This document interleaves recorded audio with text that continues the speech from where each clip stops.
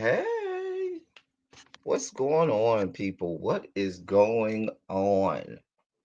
How art thou? Shondo's in the chat. Shondo's in the chat.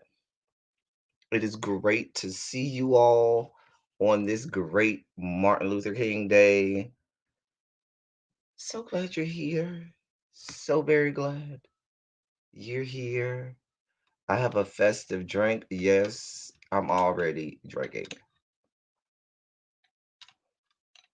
because I feel like that's what Martin Luther King would want me to do. He would want me to celebrate his birthday with him as a fellow Capricorn. Okay. Shondo's around the building. Shondo's in the chat. Yes, yes, yes.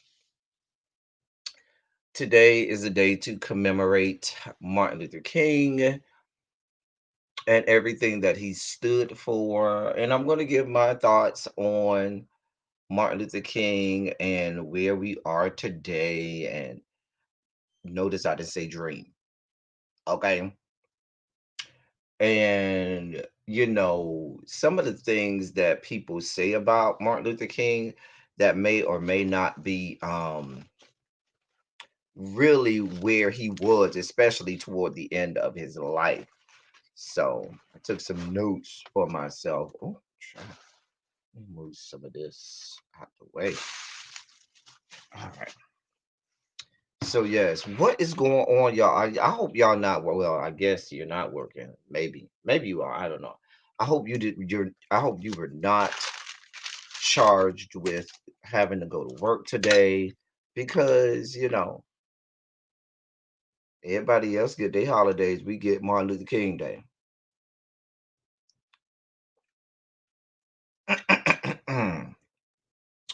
Anyway, oh, that's strong. Oh, we might be going left if I get to the bottom of that drink. Oh, that might not go over well. Oh dear God.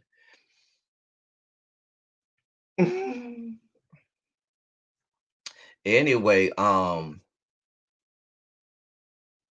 now let me say this. Martin Luther King, I love the iterations of um the early Martin Luther King. So Jeff, they got you at work? Child. Who I need to talk to? Hey, I didn't even say hi to y'all who came in the chat. My faithful few, my people who loves me. MVN, hey my love, my doll, nappy child head mod is in place from the beginning, so y'all act right. Danny, what's good? Um, who else? Little bro Jada is in here. Little baby is in here. Mod Squad is here. Y'all better act right. Hey, Gail. Hey, Regina. Y'all better act right. Mod Squad is in the building. Um, who else we got? Patty Duke. What's good, my love? So Jeff. All my people, all my regulars are here, and I'm glad my regulars are here because I love y'all. Hey, Ty. This is one of the few times I did not call Ty until Ty can say I did not let him know that he was here. Hello, Dee Loop Loop. How are you? How art thou? So listen, my favorite Martin Luther King is the early Martin Luther King before he really got, I'm talking about 1955 and earlier Martin Luther King. Hey, Miss Bless.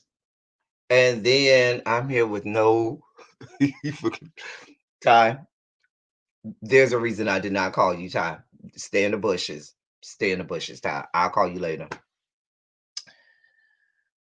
Um, but Martin Luther King from the beginning, Geechee Girl TV, hey, um, was radical in the beginning. Early Martin Luther King, 1955 and earlier. Sugar Honey, Ice Tea, hey boo. My favorite quote of Martin Luther King is from 1955. This is my favorite Martin Luther King quote. This is my favorite quote from Martin Luther King. Because it says so much in so little. My favorite MLK quote is the one where he says, You know, my friends, there comes a time when people get tired of being trampled over by the iron feet of oppression. There comes a time, my friends, when people get tired of being plunged across the abyss of humiliation, where they experience the bleakness of nagging despair. There comes a time when people get tired of being pushed out of the glittering sunlight of life's July and left standing amid the piercing chill of an alpine November. There comes a time. Hey, Lex, my boo, I didn't even know that was you, girl. Hey, girl, hey. Um, so that's my favorite quote. It says so much with so little. Um, White people try to whitewash Martin Luther King. Hey Amber, and they always play just the last part of his speech on the March on Washington and negate the entire first part, the main part of his speech, which was the check that came back NSF. They negate that whole part. They negate the fact that Martin Luther King talked vehemently about reparations. They even Martin Luther King, when you look at Martin Luther King, after in the late 50s, Martin Luther King said, listen, we're gonna have to do nonviolent. That's when young Martin Luther King, young early Martin Luther King, 1955 and back was radical. He was here for the smoke. Once he was thrusted into the limelight, he decided, hey, I'm not going to cause any, like, black people were already getting killed, black people were already having all kinds of atrocities happening to them, so why put them in harm's way anymore than I need to? um so Martin King decided to go nonviolent, and that was the best approach to it, and it worked. Martin King, though, got to a point where in the after the I Have a Dream speech, where that dream quickly became a nightmare. And Martin Luther King, especially meeting up with Lyndon B. Johnson and getting all of those things passed, you all have to understand that was an end to a means to an end. And Martin Luther King saw at that time that this is a horrible person, and I'm going to use him to get this legislation passed. But I see you, I understand who you are, and I am going to make sure that my people know who you are after this. He went on to get the Nobel Peace Prize after that. The FBI started following him, as you all recall. They were really trying to out him for being the Martin Luther King. Hey, Fayette, that people, hey, Monk Chip, I didn't even see you slide up in here, Monk Chip. Hey, boom, Monk Chip, you better not be at work today. You better not be at work. Anyway, Martin King knew that um the odds were stacked against him. The FBI, remember, were trying to put him out there um for all of his sexual escapades and stuff like that. If you recall, they started following him originally because they wanted to see who was going to meet with Martin Luther King, and they wanted to see who they needed to look out for and who Martin Luther King was aligning with. So when they would um put secret cameras and microphones and stuff in hotels where he would stay, they hey Tanya, they started off looking for those type people. In their finding, that they found out about the real Martin King, the Martin King that was around here slanging dick all across the fruited plains. Now, I don't want to disparage Martin Luther King on Martin Luther King's day, but this is the house of debauchery. And we have to tell the tale. And so the FBI tried to make that the big story. Oh, Martin Luther King is this womanizer. He's cheating on his wife, and he's a preacher and having extramarital affairs and this, that, and the third. But all they had was audio tapes, and they had no videos. And it didn't get any traction because the newspapers and and stuff wouldn't go along with it. So, and then with him winning the Nobel Peace Prize, that didn't get any traction. But J. Edgar Hoover and all of his, band of merry men were trying it. As you see later on in life, Martin King definitely started to. I think what changed Martin a lot was um the death of Malcolm X in 1965. Martin respected Malcolm X. Please understand, he respected Malcolm X. And I think the death of Malcolm X in 1965 really made him look at everything differently. Hey, really be. And you started to see Martin with more with the younger Snick crew. Not the what's my girl name? Really be, you gonna tell me my girl who was one of your mentor, really be the girl, my girl. I can't think of this lady's name. Light skinned chick, really. You know who I'm talking about. She was one of the original founders of Snick. Her and John. Listen, all of the names are escaping me, but the later iterations of Snick with Stokely Carmichael, and you'll see in later marches that Martin King is had aligned himself with Stokely and so forth and so forth, and eventually Stokely even separated from Martin King, because even though Martin King was in his later years much more radical than people gave him credit for in his earlier times in the height of the civil rights era, Stokely wanted to be way more radical than Martin King was willing to get at that time. And they kind of, parted ways, because Stokely didn't feel like Martin was doing enough. Um, so was JFK and J. Edgar Hoover had a boyfriend who, sir, yep, sure did. Hmm.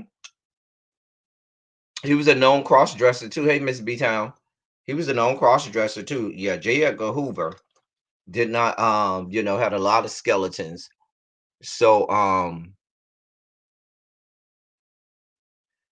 out, but anyway, um Martin, I love the, like I said, the radical Martin King. I don't like the whitewashed Martin King that people try to put out there on days like today.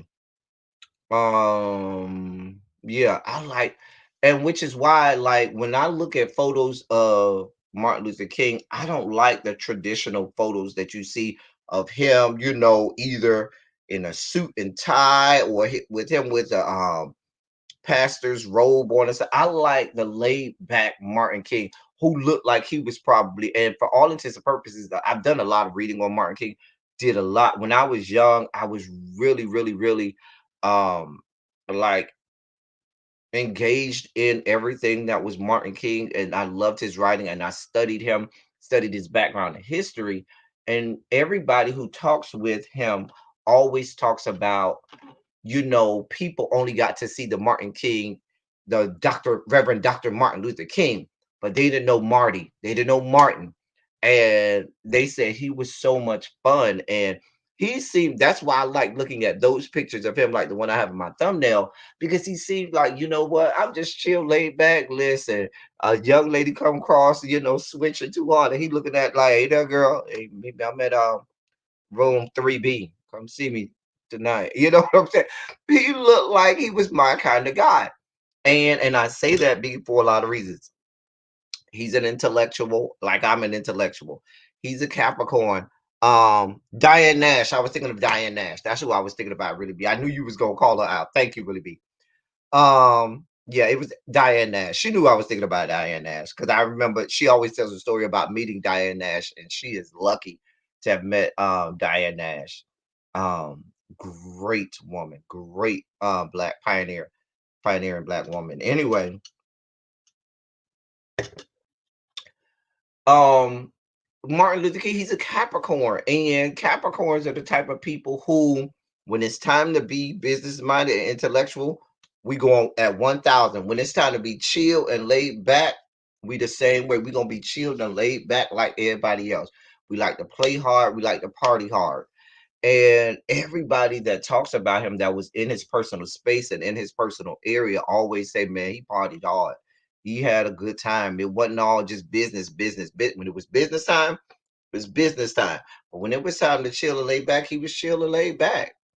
And that's how it was, you know. Oh, and seen as radicals and writers when they listen, they always put us as horrible, and that's why I don't like the photo that you see a lot of times of him with the police pushing him down on the counter as he's being arrested.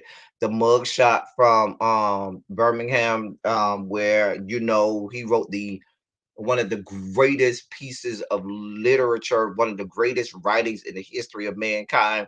Letter from the Birmingham Jail. Listen. The letter from the Birmingham Jail is arguably, not even arguably, definitely one of the top 5 pieces of writing in the history of our species. If you break down, and us English teachers, us people who study nonfiction texts, who teach nonfiction texts. I teach a lot of nonfiction texts because I teach AP English language, and so I do a lot of nonfiction. That is arguably one of the greatest non-fictional texts in the history of mankind, in the history of the species. Easily. There's nothing left for every letter, every word, syllable, letter, and character of that piece of writing is great. Great. Can't even take it. And so, things like that. That wasn't the speech that got me. It was that original 1955 speech that I gave my favorite quote from him by that originally caught my attention. Then I started to look into so many. It wasn't I Have a Dream speech. It was the other writings that he had early on that I would look at and I'd be like, wow, that's some good shit right there. So I definitely wanted to celebrate Martin King. I'll put Sing Sing Celebrate. Listen, I don't feel like it is MLK Day until I hear Stevie Wonder. Happy birthday. Listen, Stevie Wonder's song for Martin Luther King is such a great song. The melody, the bass line. I love the bass line the best. The doom, do do do do do mm, do do do do do do do do do do do do do do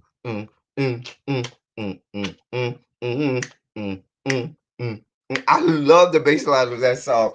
And then when you start to add all of the other instrumentation to it, along with Stevie and his lyrics and Stevie singing, listen. Oh man, I like to picture Martin in a tuxedo t-shirt, wanna be formal, but here to party. Yes, there's a picture of Martin King. I might have one with him in some shades where Martin just looked like, listen, I'm here just to have a good time.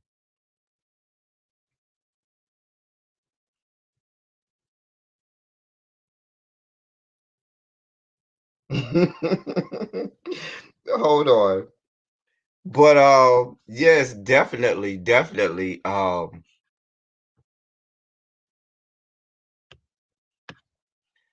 dear God. But Martin King, I want to play a snippet of a Martin King speech from later in his life where it demonstrates how Martin toward the end was not here for it. Now, for you, and I'm not going to even say conspiracy theorists because there was a whole court case and the King family won lawsuits. They won a lawsuit based on the real Martin King, how Martin King really died. The fact that it was not the the gunshot that killed Dr. King, the fact that he died in the hospital. And some people say it was because they smothered him to death. there's autopsy reports and things like that. There were separate autopsy reports and so forth that say so forth, say those things. But the King family actually won a court case um talking be- because of his death and so forth. Yes, fair use, all of that stuff for this video, but I do want to play fair use clause and laws and stuff like that that go along with this video. But I do want to play a video. Somebody asked me about a picture, and I know I keep my pictures pretty. There was not a picture that I have on my thumbnail. He's in shades. I thought I had another picture of him in shades, but my thumbnail picture had. But it's another picture. I don't know where it's at. I would have to go find it. But it's another picture of him in shades that make me laugh. But here's another picture of it. Looked like he was like, "Nigga, I'm chilling." Like this is one of them nigga I'm chilling pictures of Bartley's King. Like, listen, nigga, I'm chilling. I'm over here chilling. We ain't doing all that. Nigga, we is chilling. That's a picture of Barton King that I feel like he was just like, bruh, we out here chilling. And that's why or this picture, right? This is the oh no, well, he's still at church, but you know, the picture in the thumbnail is my quintessential Martin saying, "Listen, bro, we here chilling, bro. We here chilling, chilling, chilling." I love it, and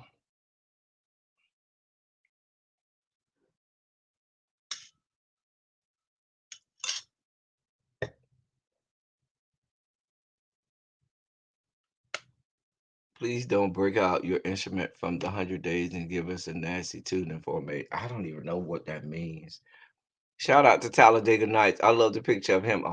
I read that one. Happy MLK, everyone, and please don't forget Black Lives Matter. Have to go back to work. I will catch the replay. Please don't forget to check your email today, LT. I saw your email, MVN. I haven't checked it yet. I saw it. I did get your email. I just haven't checked my email yet, but I did get it, MVN. But Martin Luther King, um,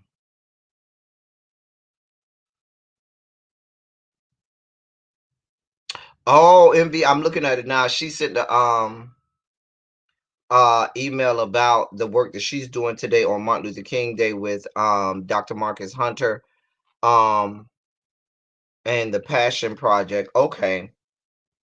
I'm gonna look at it. I definitely am gonna look at it, MVN. Thank you for that email. Um but yes, Martin King. Let me play this speech of Martin King that I wanted to play for you all. All right. Now, it's real short. It's just like a minute and some seconds. But this is Martin King, I believe in 1967 or 68. It's late in his life. In his young life. And people always attribute Martin King to being old. And there's science behind this. Science says they study presidents and study a lot of people who go through a lot of things in their life. And Martin King aged much quicker than the normal person would because of all of the stress and everything that he had to deal with in life. And you hear the same thing about presidents and how presidents they do the same thing. They age so quickly during their time as presidents, and that's because of everything that they have to deal with in life. So yeah, I don't know. And so people often think of Martin Luther King as being really old, but I lived I'm technically 50 years younger than Martin King. And so Martin King died really, really young. Like I've lived at this point longer than he lived in his whole life. And he wasn't old. All right, here's the speech right here. At the very same time that America refused to give the Negro any land. Through an act of Congress, our government was giving away millions of acres of land in the West and the Midwest, which meant that it was willing to undergird its white peasants from Europe with an economic floor. But not only did they give the land, they built land-grant colleges with government money to teach them how to farm. Not only that, they provided county agents to further their expertise in farming. Not only that, they provided low interest rates in order that they could mechanize their farms. Not only that, today many of these people are receiving millions of dollars in federal subsidies not to farm, and they are the very people telling the black man that he ought to lift himself by his own bootstraps. This is what we are faced with, and this is a reality. Now, when we come to Washington in this campaign, we are coming to get our check. All right, so that was hold on, sorry y'all. That was a speech. Go to hell, really be. Go to hell. But that was a Martin King speech later in life where he was talking about reparations and talking about the fact that you all are over here screaming that we shouldn't have reparations, but white people have been given, you don't have to call them reparations, but white people have been given handouts from the dawn of this country. I mean, we forget that in the westward in the westward path of this country, when America was moving west, the government told them, just put a fence around the land and we will give you money to cultivate that land and we'll let you have it. But y'all talking about what we should get. And that's what he was saying. Y'all didn't want to give us our 40 acres and stuff like that. Y'all didn't want to give us our land and property, but by an act of Congress, y'all giving all these white people land. Y'all opening up colleges to help them learn how to farm the land and all kinds of bullshit. It's the bullshit for me. It's the bullshit. I'm just saying.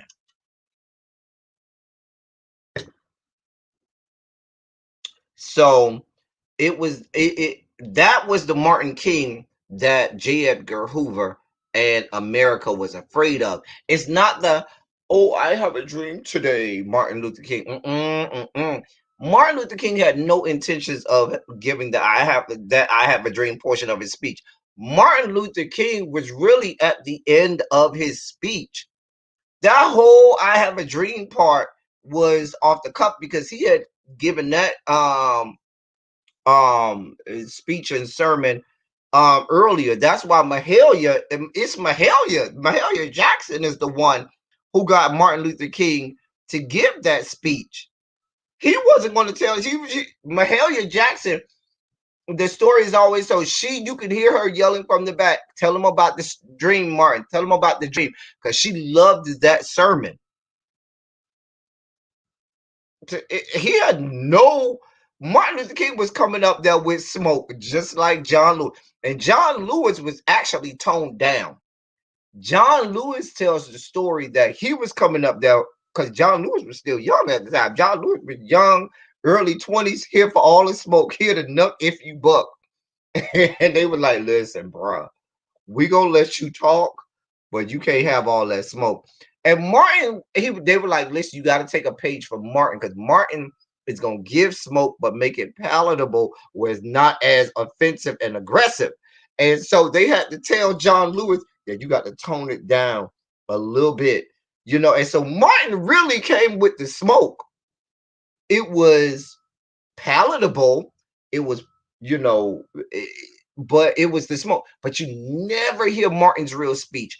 All you hear is the part that they add on, that Martin added on at the end after Mahalia kept telling him to tell him about the dream.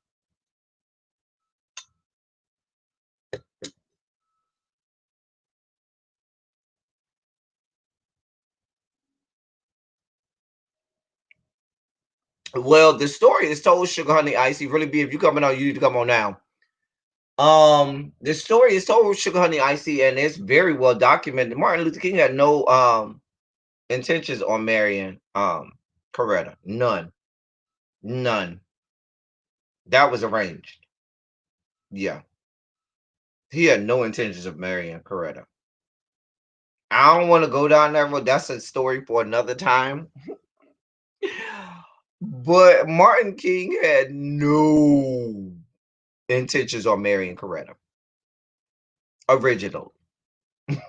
Just didn't.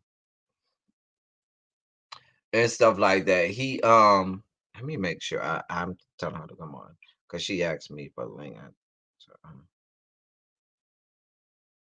oh dear God. Hold on, y'all.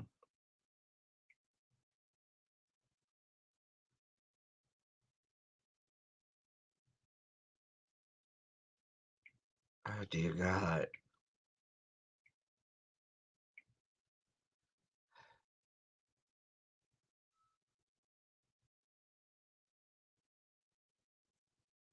Hold on, y'all.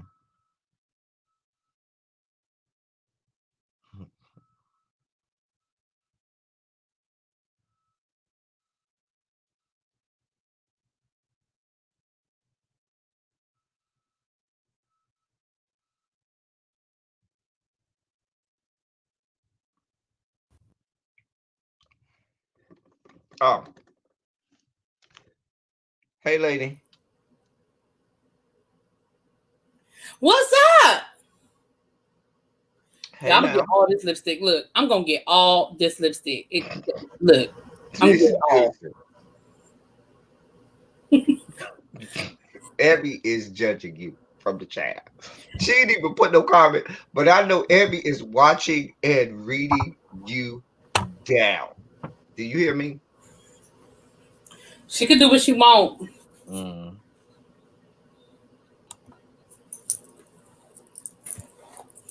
Jaded, Jaded. I know you don't be. Jaded, I know you don't be coming off the porch lately, but I really was going to invite you to come off the porch because I think I might have to make a swan dive today. Oh, well, let me shut up. Go Well, ahead. I don't You really want to do it on this video though. This is such a nice, positive, uplifting video about some great things, and I really wouldn't want it to be commingled. I really don't. I really don't. You wanted to talk about Martin King. Well, I'm gonna talk about King on I was actually gonna do pretty much the same thing you did. So we'll have part 2 on my channel a little bit later on. Okay. But essentially, yeah, I mean, I'm with you on all of this. A lot of people do not realize how radical King became in his last days, and part of it, I agree with you, the assassination of of Malcolm. But I also, a lot of people don't realize how passionate he became about ending the Vietnam War. Mm-hmm. And that got him a lot, Mm-hmm. because then it was sort of like even the people that had really been supporters of his was like, whoa, wait a minute, no, we're not going to do that. And you want to right? That's what I'm saying. And Jaded, I would like to do that as well, but I really don't want to do it on this one. Thank you, Sugar Honey Iced Tea. Oh, that's so sweet of you. Thank you so much. Oh, you made my day. You made my But day. I also, like I said, is like you said, the Vietnam. I think it was really when he realized who and what LBJ was, and the fact that before he with the Civil Rights Act and the Voting Rights Act that he got through LBJ. I think he got when he saw LBJ for who he was, he wanted to separate himself from LBJ because he realized, yeah, people have tethered me to this man, and this Right. man has a lot of things that is not right about him. Let's be clear. LBJ was a Democrat, and the Democrats of LBJ's time were not the Democrats of today. Let's be Right. very clear. And LBJ Well, is right. responsible, and I mean, really, Martin Luther we King was a can talk Republican. about it. Right. He's Martin Luther King was a responsible Republican. for that flip in the Democrat and Republican Party. Because all of those horrific things you hear in the civil rights era was not because of Republicans. That was because of it was those, they called them Dixiecrats. the Dixiecrats, exactly. Yeah. And LBJ, he wasn't, I mean, you could call him a Dixiecrat if you want, but he was in Texas. And Texas, to me, is really not the South, if in my estimation, but some people want to include Texas. I don't really include Texas in the South, but he pissed off the entirety of the Democratic South. He did. And it flipped how, that's why you see a lot of the older Black people, they are staunch Republicans because they still hold on to where the Republican Party and the Democratic Party was back then. And once, Martin kind of got a glimpse. And like I said earlier, it's, to me, it's the early Martin King, the 1955 and earlier, that was really, because I read some writings of early Martin King back when he was at Morehouse, back when he was in grad school and stuff, and he was really radical and really out, you know what I'm saying? And then when he became the face of the movement, it changed. He had to do what he had to do. It was an ends to a means, and I applaud him for that, because had he not done that, we probably wouldn't be where we are today. But then that later Martin Luther King, after those laws were signed into law,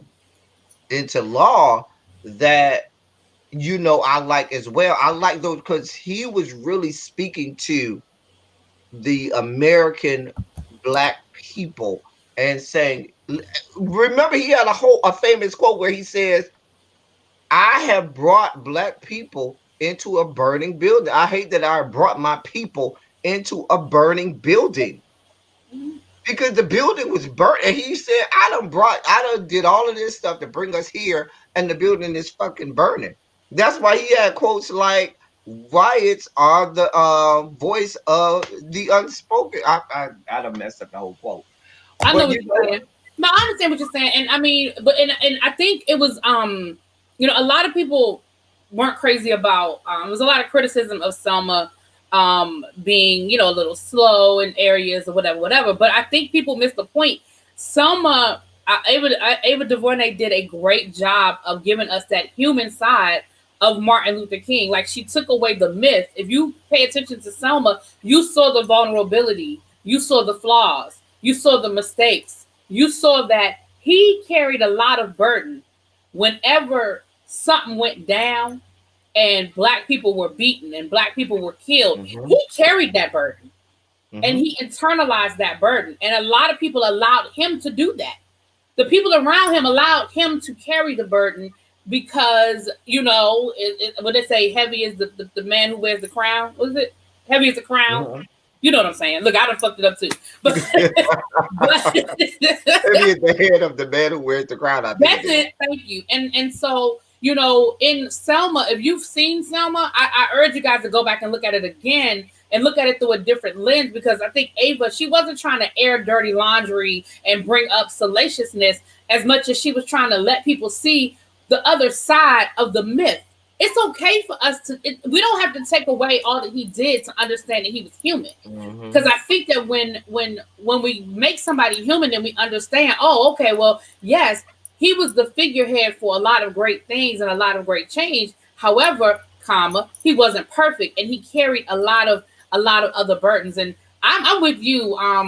When I did do that 6-week program where I met so many of the SNCC members, and I was just in like nerd heaven, and I met all of these wonderful people. And I'm so mad at you, so jealous, jealous. Oh my gosh, I'm still in nerd heaven. I mean, the fact that I can call these people and still be like, yeah, so anyway. But I think the one thing that all of them were clear about was that side of Martin that people did not know.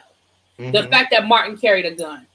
The fact that they were like, when you go into Martin Luther King's house, you need to be careful where you sit. And they used to have to ask him, is it okay to sit here? Because he had guns everywhere. So like, yeah, nonviolent, okay, cool, but don't come on. But after they bombed his house, it was a whole nother conversation. And I think that's the side that a lot of people don't understand, or don't, and I shouldn't say don't understand, but that's not what's taught. And if you don't dig for it, you don't find it. A really great book, and as much as I'm no longer a fan of this person personally, but I can't take away what they did. a really great book was Tavis Smiley wrote a book about the last years of Martin Luther King, and he got into that the fact that he had turned very I've read the radical book. I in can't think of the reference name to. of it, but I've read it. Matter of I'll fact, look I it have up. a I'm gonna signed look it up copy. before I do my live. I But have a he, signed copy from Tavis. I met him at a conclave years ago, and I got a signed copy of. I had my own. I had already bought the book, and I wanted, and I knew he was going to be there, and I wanted him to sign it for yeah. me. I got a signed And copy. I urge you guys to read that as well because, and I'll get the name of it before I do my live. But he definitely got it. He was getting very radical about the Vietnam War, and everybody was really turning on him. In those last years, Mhm. Black people had turned on King, white people had turned on King.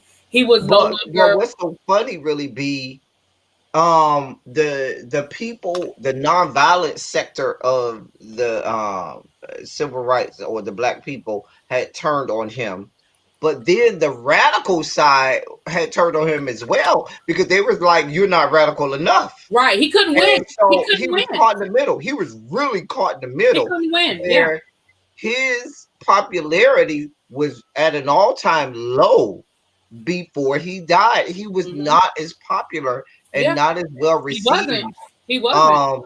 I would say from 66, from latter half of 66 all the way until he died, he wasn't very popular because remember he had started marching with Stokely and the young members of SNCC, and then they even bailed and said, "Nah, you ain't radical enough for us," and they aligned themselves with all of the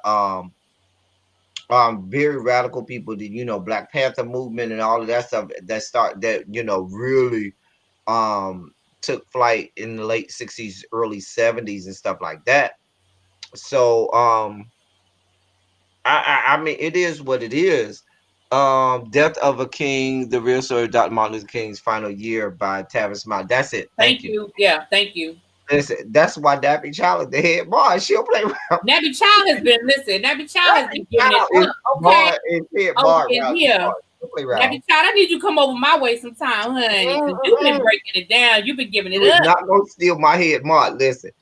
I Let don't me want tell you to how. No, listen. let me tell you how gangster I don't want to steal Dappy your Child head, is. Maud. I just want her to come hang out a little bit over in my room. No. Dappy Child is so gangster. After the video is played, Dappy Child will go in the comments and put the link to the merchandise for the L1027 merchandise, just so the people could have it, just so you could have the merchandise. Like here it is. After every video, Speaking y'all of don't get it. merchandise, have you checked your mail yet to see if you got your birthday gift? I didn't get it. I went. I got stuff from. How come I'll it's check taking so again today. long? I'll check it today, but Because I I mailed it got last Monday. That'd be a whole week. YB stuff. YB stuff came. I got that. It Yeah, was YB good. stuff came to me quick too, but dang, I'm trying to think. I mailed something else that day. Let me find out if they got theirs. Because I mailed something else that day. Mm-hmm. Hold on, let me text her right now. Well, I'm not gonna check today because it wouldn't be there today. But I got YB stuff on Saturday. I checked Saturday and I had YB stuff, so I have to check again tomorrow. I have to check again tomorrow. Remember Martin's Southern roots till this day. Black Southerners carry. The carry laws are much different in the South. Our grandparents were perfect child. Well, no, listen. The carry laws are good in the South. Go up there to Michigan, and you'll see really what the carry laws are. Because even in the South, they have certain places where you cannot carry. Baby, go up to Michigan. That's why they have so many problems in Michigan. Michigan, you can bring whatever gun you want inside of any building in the state of Michigan and blow somebody off the earth. I'm talking about government buildings and all. They be here for it in Michigan. Child. They Okay, be so here she for got it. her package, so I mailed them on the same day, and her package is going to Louisville. I'll check tomorrow. Yeah, her package went to Louisville. So yeah, the mailman be on that bull. There's really just no rhyme or reason. Mm-hmm. But definitely Martin King, and Malcolm and all of those people, and definitely one of my favorites of that time, who I hold in higher estimation. I shouldn't say in higher estimation, but in great high estimation that just doesn't get the same notoriety is the James Baldwin. Martin King was doing what he needed to do here in America. It was James Baldwin that was going around the world that was talking about the struggle of black people here in America. It was James Baldwin. Martin King was doing what he had to do here in America, being on all those platforms. It was James Baldwin that was doing the same thing in Europe, in Asia, and Africa, and all parts of the world. And I hold James Baldwin in just as high as estimation as, and I really feel like the only reason James Baldwin lived longer than Martin King is because James Baldwin was doing these things outside of America, and Martin King was doing these things inside of America. That is one of the most racist countries ever on the history of on the face of the globe. And I feel like if the roles were reversed, if James Baldwin were here in America saying the things he said, and Martin King was out in the world doing this thing that he said, it would their lifespans would have been, reversed. I really feel that way. I really feel that way. Mm-hmm. And I listen, to me, the writings of James Baldwin and Martin King are right there, neck and neck. They both have, I've read manuscripts of speeches that both of them have given. You can go, because James Baldwin was a master debater. Master That's what I debater. was getting ready to say. And James James Baldwin was, Baldwin, if you want to talk about somebody that was gangster, James Baldwin was and listen, James Baldwin was here okay. for the smoke. James Baldwin would step into the octagon and say, "What you want? I'm here for it." And what made James Baldwin so good is because he set the blueprint for, how people talk about how nowadays you hear people say, "Oh, I'm gonna tell you all my own flaws first, so that I can get them out the way, so you can't use that against me. And then I'm gonna tell you about all yours." That was James Baldwin first. James Baldwin would start off by saying, "I'm black and I'm ugly. What else you want to talk about? We done got that out the way. Now let me gather you, Listen, that's because you what can't come from my mind. because You that's can't the first come thing from I my said. I'm intellect." like, so if you're gonna drag me, you're gonna call me fat. Okay. Okay, That- girl, I look at myself in the mirror every day. What are we talking about? okay. Hmm. You really got to go and see some of James Baldwin's famous debates that he has with his white counterparts, over in England, over in France, over in various areas in Europe, where he is really going. And James Baldwin, like I told y'all, during a certain portion of Martin's life, he had to be nonviolent. He had to be PC. He had to do and walk the and toe the line and walk the straight and narrow. Whereas James Baldwin went out there to Europe and he didn't have to do that.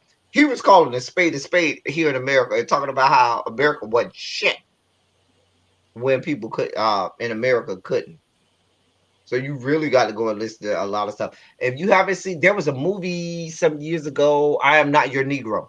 Yes. Yes. If you have not Good seen one. that Good one. Good movie, one. that was a great movie.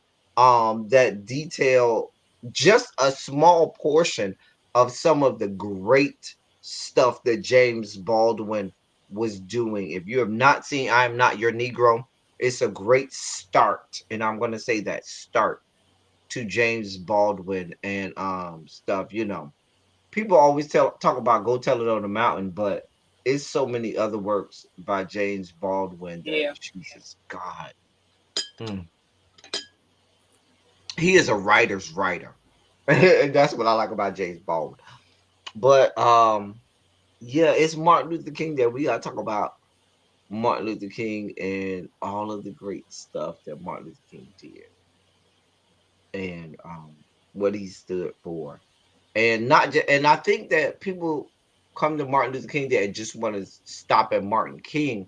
There's so many other people that were instrumental. You got to think Martin Luther King at that time was the figurehead.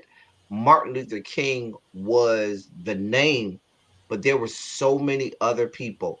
I read a lot of the writings of my frat brother Ralph Abernathy, and you would be surprised at everything that Ralph um Abernathy did for Martin King during that time.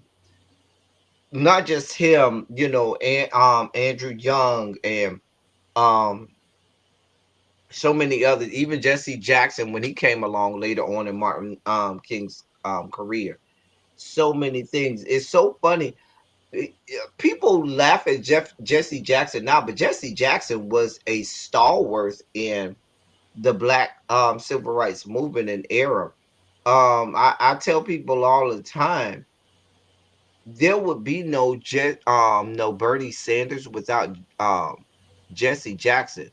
Because let's be clear, everything Bernie Sanders tried to run on, Jesse Jackson ran on when he originally ran for president in 1988. Go look at Jesse Jackson's platform in 1988 and look at Bernie Sanders' platform when he ran originally in 2016. And you tell me where you see the difference. But we know that's what white people do. They steal from black people, and then they're the ones who end up getting the credit, and the black people don't get nothing for it. See Thomas Jefferson and Benjamin Banneker.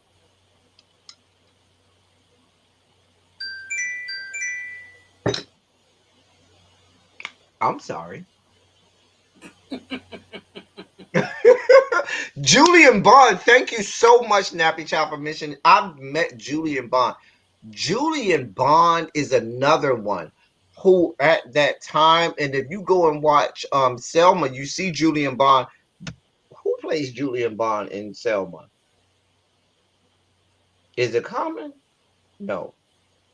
Somebody plays Julian Bond. No, it wasn't Common. Common played the guy from the Children's March. Oh shoot, what was his name?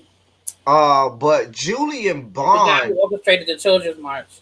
Julian Bond at the time was someone who was just as instrumental for a lot of stuff behind the scenes and in front of the scenes during the civil rights era. And he died maybe a year or two ago? Was it last year? He died recently. Yeah, not that long ago. I don't think it was no further back than 2019, but that was a tremendous loss because Julian Bond, let's be clear, Julian Bond, he's one, how you talk about Diane Nash, James Baldwin and Julian Bond.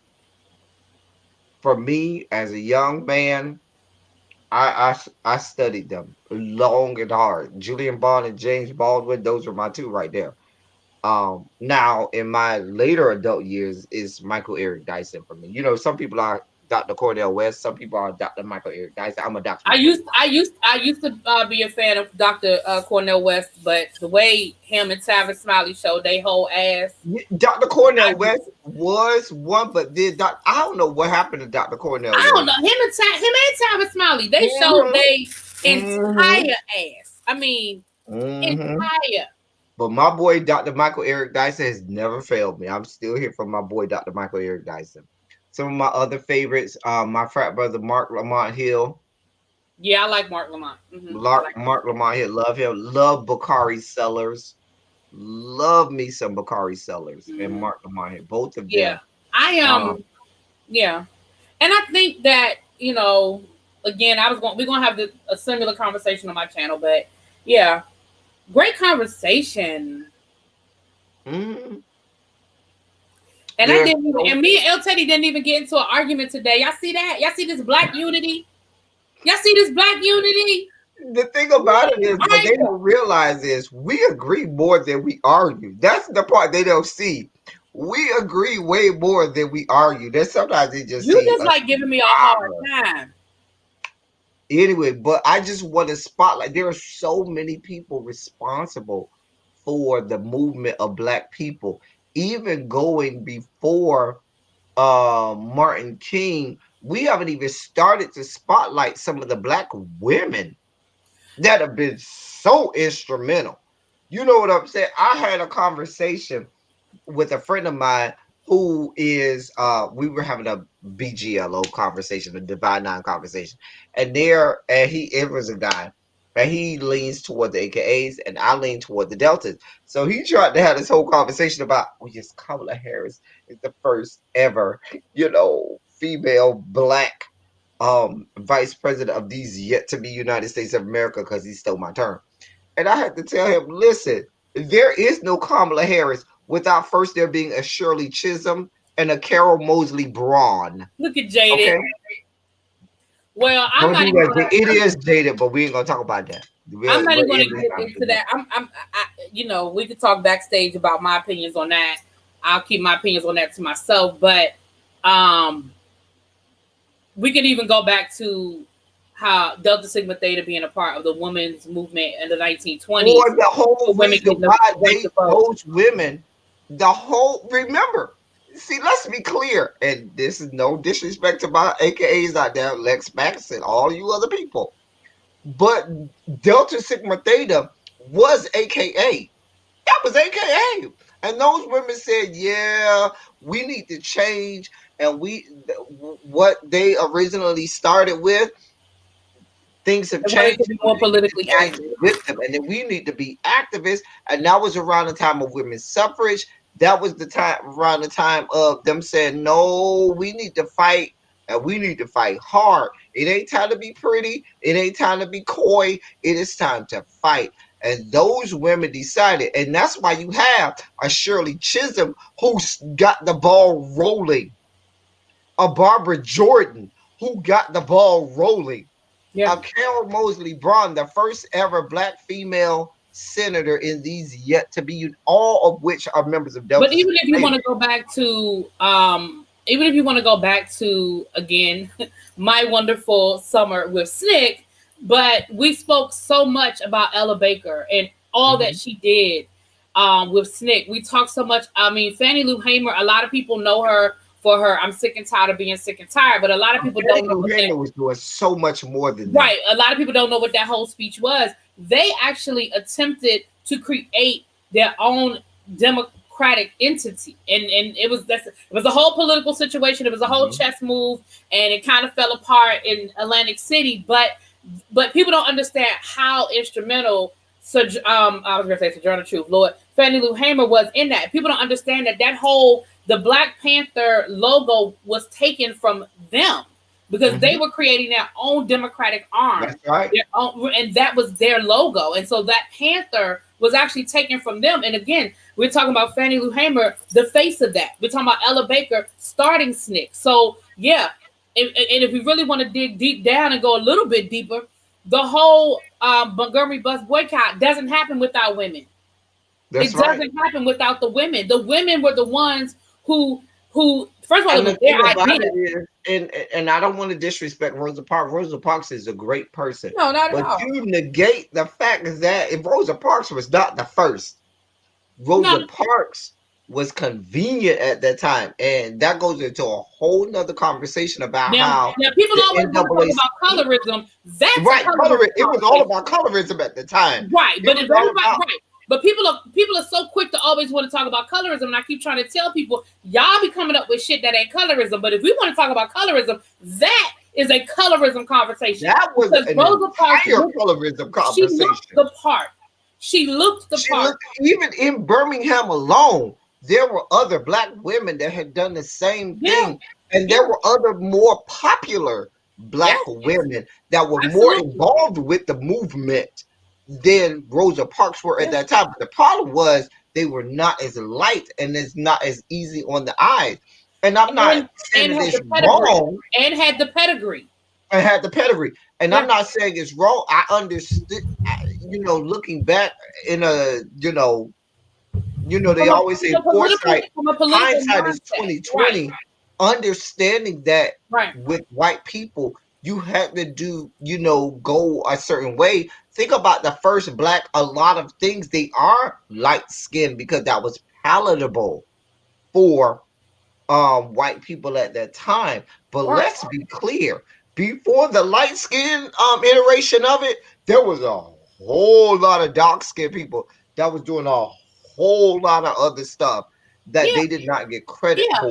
and again, like you said, and I think we've evolved to the point now. At least most of us have evolved to the point now where we understand that the story is bigger than Rosa Parks. But we still give her respect and reverence because she was very active in the civil rights movement and the Mhm, NAACP even before mhm. that. Rosa Parks risked her life again. I don't want to go down a whole nother road, but she risked her life doing research for the NAACP on women who were sexually assaulted, and she was physically thrown out of someone's house by the sheriff and was told, if I see you here again, you will be murdered, you will be shot on sight. And so she did a lot of work with the oh shoot, the Scottsboro boys. She did a lot of work on that case. So again, it's not to take anything away from what she did at all, but understanding that, like you said, El Teddy, there's always that backstory to it. And if you, again, the women that were very active in the Montgomery bus boycott. First of all, the boycott was their idea to begin with. And then it was a Negro Women's Auxiliary. I forget the name at this point, but there was a whole auxiliary where the head of the auxiliary at the time worked for Alabama State University, and she risked her job making the flyers. Because remember, this wasn't no go to Kinko situation. And her and two of her students stayed up all night using the school's resources, paper, ink, and everything else to make those flyers to pass out. And it was so successful the first day, they were like, well, let's keep this thing going. But the women organized the carpools, the women made sure that the people had food to eat. The women, the women did all of that. The women did all of that. And the I'm other sorry, thing I'm shut about up it is now. there's a lot of things that go. Even Martin King being the face of the Montgomery boycott, which catapulted him into the face of the civil rights movement. Martin King was not designed to be the head of the Montgomery boycott. If you go and study that, Nobody else when wanted they to had do it. that meeting, that night at that church, the other clergymen in Birmingham in Montgomery. Nobody else wanted to do it. Well, no, even before that, the other clergymen and Martin wrote about this. They purposely put Martin last because he was the youngest of them all, and they Yeah. said nobody's gonna want to hear you. They all because his congregation wasn't as big. And what happened was they said, "Oh no, our people are here for us, and our people are here to see us. And that by the time you get up there, nobody's gonna want to see you. Nobody's gonna want to hear from you. We're gonna get up there and we're gonna talk first about what happened. We're gonna do this, and then we'll let you go last, and then we'll take a vote." And they did take a vote at that meeting. But what happened was they did not expect Martin to be able to speak as eloquently as he did because like I said, he had a smaller congregation. He was less known than the rest of them, but he was a Baptist preacher at that time. So what happened was they made Martin go last, and Martin went last, and Martin started he gave that infamous speech that I told you my most famous quote from Martin Luther King came from. It's the "There Comes a Time" speech, where the people said, "Oh no, we need him to talk for us," because they were tired of the same old. Where we were supposed to just stay in line and do what the white people tell us to do, and toe the line and walk the straight and narrow. And Martin Luther King, he was still radical at that time. Martin Luther King came up, listen, there comes a time where we get sick and tired of being sick and tired. The being tired of being sick and tired comes from that speech, where it spoke to a people that were sick and tired of being sick and tired. And so, and when they did, vote on who's going to be the head of that movement, they did vote, and it was Martin King at that time because the people were so galvanized. People literally the um came back into the church when he started to speak, and because he was so eloquent in how he spoke and so masterful. So even in that, there were a lot of people who were counted out in what they were saying at the time. But it goes to say that things happen for a reason. People have a definitely destined or destiny, I should say. And it is what it is. There are a lot of people Thank like you. Nappy Child. Thank you. You be on it. The WPC and Joanne Robinson. Absolutely, that is her name, Joanne Robinson. She was the professor at Alabama State. Yes. Thank you so much. Thank you so much. that's why Nappy Child is the head Mars. She don't fuck off. Listen. No, Nappy Child, don't do that. We already here. Nappy Child, we already here. You already have your designation over here. I mean, listen, my minds be on it now. Don't twist. I'm just saying, Nappy Child, you got a place. I'm head mod over on your spot, so I'm just gonna call myself head mod. You the head sniper. I am the head sniper. I am the head sniper. We gave you a title. You are the head sniper, sir. We gave you a title. That's also negating the fact that you have people like Dorothy Height and a lot of other people that were doing so many things. I think the works of a Dorothy Height and a lot of other people in the NCW goes unnoticed, and they were doing a whole lot for the advancement of us as a people during their time. I'm just throwing names out there now, but definitely shouts out to Carol Mosley Braun, the first Black female senator in these yet to be United States of America. Shouts out to Shirley Chisholm. Shouts out to one of my favorite ever Black women in politics, Barbara Jordan. Because you want to talk about a masterful debater, or someone who you do not want to step into the octagon with verbally. Barbara Jordan was that. Barbara Jordan was that chick. Listen, Barbara Jordan, when she and Charles Rangel first got into Congress, what was that? 1972? I think that was when they first got elected into Congress in 1972. Barbara Jordan.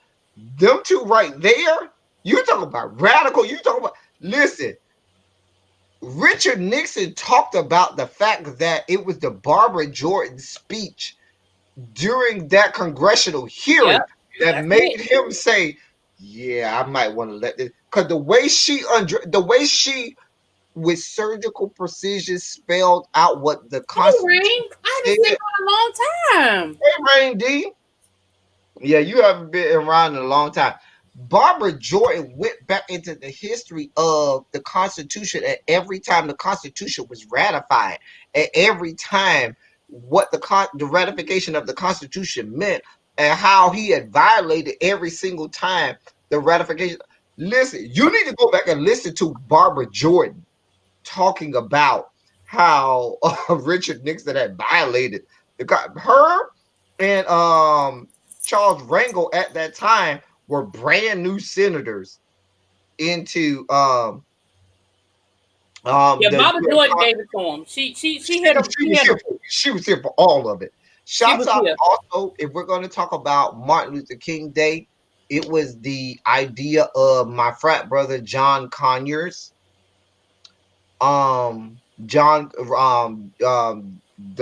Deceased John Conyers, who was the original person who, right after Martin Luther King died, put that law into put that into Congress about it. He was the first one to put that into that we should have a Martin Luther King Day and so forth. It started right after Martin Luther King died, but once he got into Congress, he introduced it into the House of Representatives and so forth like that. He was the first person that introduced that into it being a national holiday. John Conyers, shouts out to him.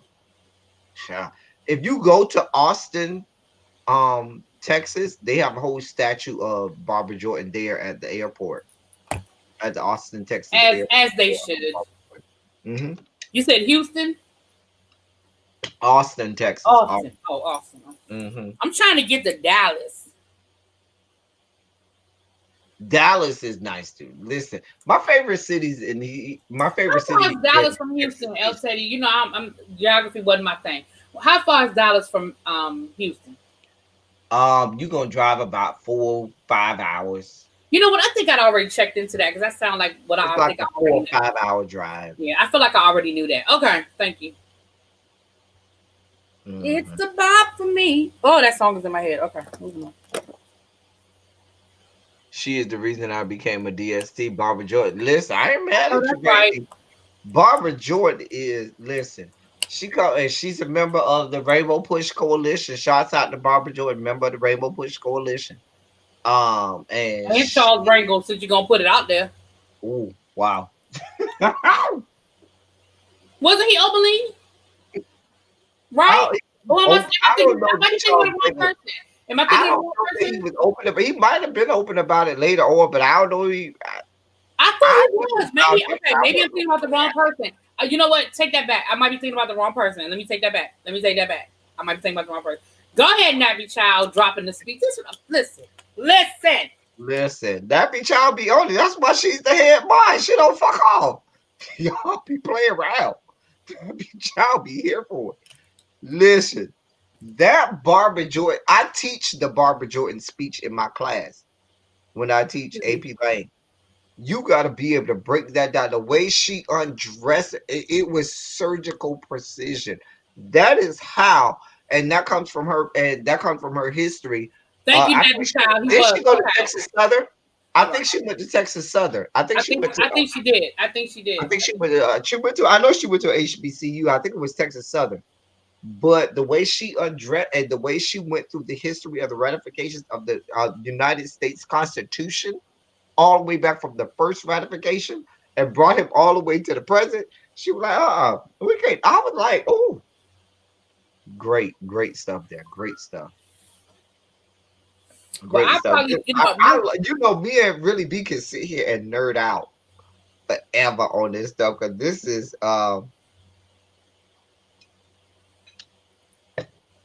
stuff that we love. We love nerding out on stuff like this. This is our judge. You talk about judge.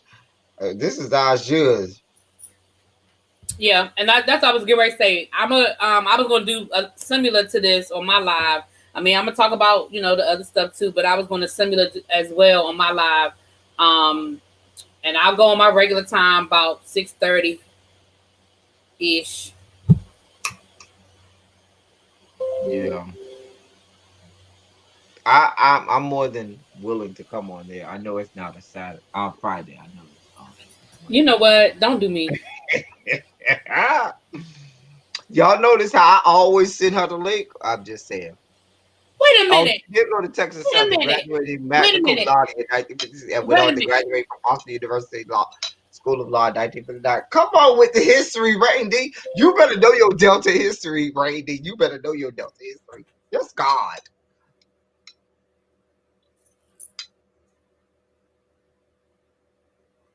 Well, yeah, you Little know, baby, don't do us. Don't do us, little Tanya. baby. Tanya, you know there are highways in Texas where there is no speed limit. Girl, you can go as fast as you want to go. There are highways in Texas where there is no speed limit. You can go as fast Oh, as you you said I want. could do it in about 3.5. Okay. You know what, little baby? Listen, you saw little baby talking about something. She's surprised the PowerPoint, the syllabus hasn't didn't come out yet. Don't do us. Don't do us. Okay, girl. Don't do us. Right.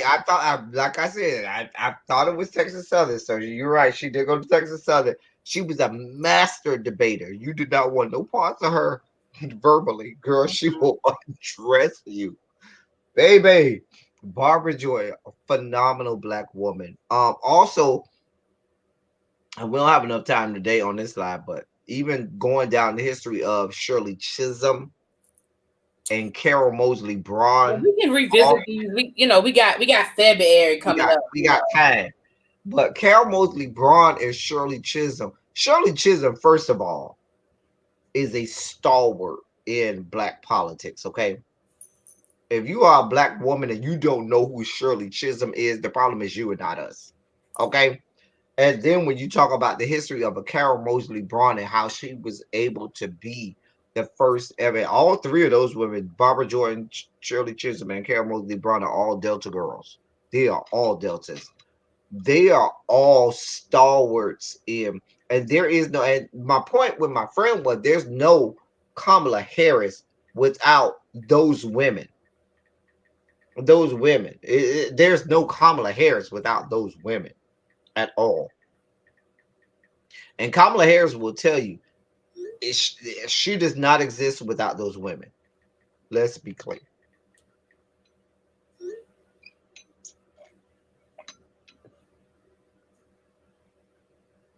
Oh, and little baby, I'm just gonna say, me and my best friend, we're not done yet finalizing our list for the year. I should be done soon, but people have asked me about the infamous list. I don't know if it's infamous, but the list that me and my best friend come out every year for the list of books that we're gonna read for the year. Um, we're not done with finalizing our list. When it's done, I will put it out there. Um, and so forth. I am a member of Really B's second channel. I will be in the book club. Hey, if you're not a member of her second channel, go subscribe to her second channel, Nappy Child. If you can find her second channel, Really Be, tell her your second channel. It's really BTV_1. But hell, All right. if you're not subscribed to my first channel, go on over there and subscribe to that one Yeah, too. go ahead, subscribe to that too. But I I'm mean, gonna already I'm put in. sorry. Thank you for I'm gonna allowing me. already listen. I'll send Really Be my Yeah, request send for me my. your book list as well because I'm going to take suggestions. I chose the No, first I'm book already to my kick the it first off. suggestion is going to come from me, and it's going to be a book from my favorite author, Dr. Michael Eric Dyson. I'm just telling you now.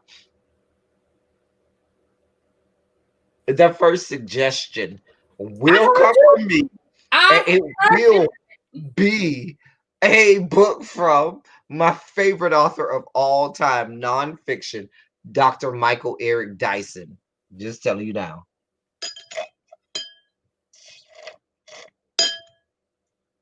Did not tell y'all if I get to the bottom of this cup, it was gonna be a problem. Anyway, Well, well, I already made my suggestion, so but we'll work I on already it. ordered my book for the first book club. Thank And you, so boo. I already did my part. You know what I'm saying? I'm already here for it. Is it Indigo, right? Yes, And I'm one of those people who I don't like the Kindles. I don't like the electric. I need to be able to I like the feel the paper. book. Yeah, I'll Now, do I like to be able to turn the page myself right. and put the I dog use my on the page. Kindle. I use my Kindle when I'm traveling a lot because I don't want to have to carry a bunch of books. But just like around, I really prefer a book. Yeah.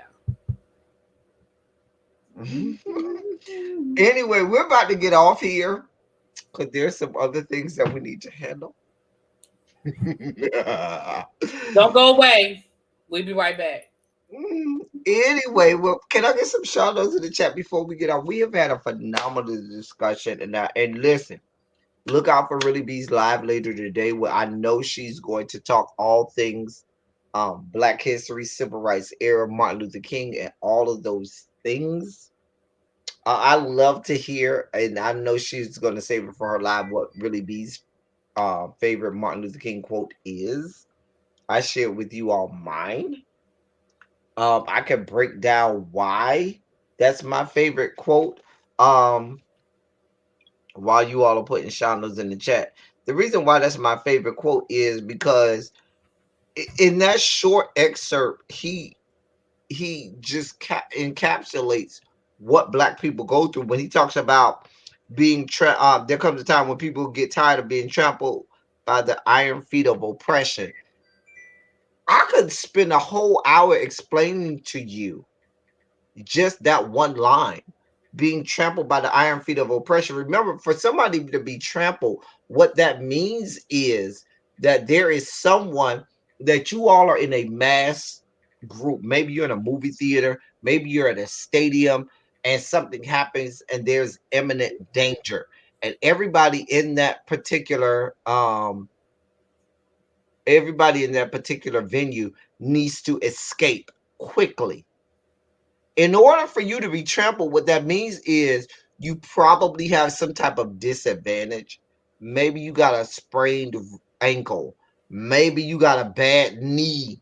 Maybe you were in a wheelchair. Something happened for you to fall on the ground while everybody else is trying to escape because you're at a disadvantage and people are trampling you, stomping on your head and your body.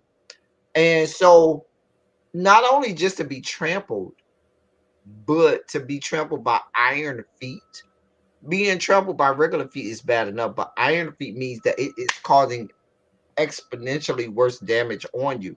The only way to be saved from being trampled is someone who is not being trampled has to stop and say, "Hey, this person is in danger. This person it needs our help. Let me stop. Let me stop everybody from trampling them and go and help them." And what he was speaking to is black people were the ones being trampled.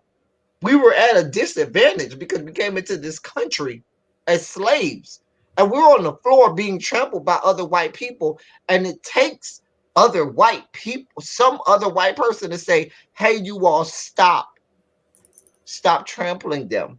Let's help them up so they can get out of imminent danger like the rest of us." Just that one sentence alone, just understanding that one, and I ain't even got to the other part, but just that one part alone, understanding that whole part is there comes a time, my friends, when people get tired of being plunged into the abyss of humiliation where they experience the bleakness of nagging despair. That goes without saying. I don't even have to explain that to you. There comes a time when people get tired of being pushed out of the glittering sunlight of life's July and left standing amid the piercing chill of an alpine November. July is right after the summer equinox. Okay. And what that means is the days are longer. And sunlight and daylight, equates to happiness, success. And he talked about being pushed out of the glittering sunlight of life's July. Because let's be clear, we started the human species, and white people decided that they were going to push us out of the limelight and put themselves into the limelight, and then have us left standing in the piercing chill of an alpine November. November is getting close to the winter equinox, which means that the days are shorter, which means that there's darkness, which means that there's more bad things going on. And it's so eloquently said, talking about what black people have gone through. We're sick and tired of being put in that situation. Anyway, I could go on and on and on. But anyway, can I get some shadows in the chat while we're doing that? Because I can go on and on and on. And I'm not going. It is what it is. But go look it up. There Comes a Time, speech by Martin Luther King. My favorite speech by him. Um, really be anything to say to the people before we get off? Thank you for having me on. I really appreciated it. It was great conversation. Great conversation. Great conversation was had. Um, I like really be. You know how we nerd out. You listen. Y'all don't understand me and really be nerd out all the time. We nerd out all the time. Yes, we do. We do, and we love being nerds. It is what it is. It is. We love it. We love every part of it. Anything you want to say to people before we get off? No, thank you for being here. Oh, you know what? Not Spiller Boy. No, he didn't. No, he didn't drop out the cloud.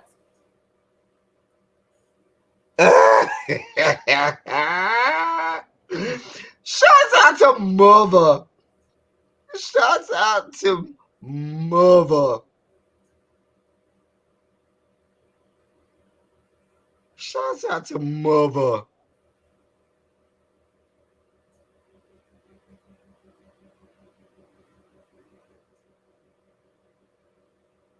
Who is always here for it. Anyway, we about to get off here. Please be aware that I might be going live very shortly after this live. That's all I have for you all now. I'll be going live very short. I don't want to taint MLK Day and all of our MLK celebration with some of the things that I have to say. But stay around for it. We'll be here. We'll be about it. We'll do what we do. Until next time.